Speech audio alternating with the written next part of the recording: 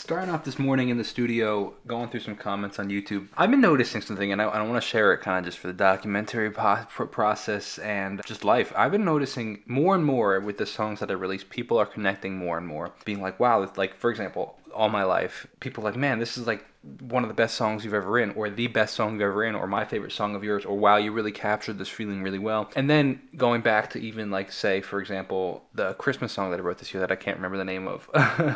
People are like, man, this really touched me. Like, I lost my so-and-so this year. Like, you captured how I was feeling. And I'm noticing more and more, while maybe not necessarily the growth of how many people are listening, like, it's not like it's going like from 10 people that are hearing the songs to 10,000 to a million yet. The level of connection that we're making with people every time I release a new song, I feel like is getting deeper and deeper, which is a really, really cool concept, because I would love to play a Madison Square Garden, but like that's not my goal. My goal is to touch people with my music. So I'm already doing that. And it's just interesting just because I'm just noticing more and more. It's touching more and more people on a deeper level, even though it's not the masses yet. Of course, I'd love for it to be one day, but if it's not, it's not. And I've kind of come to terms with that, actually. I'm just grateful that I get to do what I do. I'm grateful that I have the opportunity, and I'm actually still making a difference. And I've said this before. I don't know if I said it in a vlog or not, but I put it in my journal for sure. And I'm working on a song with it. But it's essentially along the lines of, like, if I died today, I'd be content with the life that I lived. Like,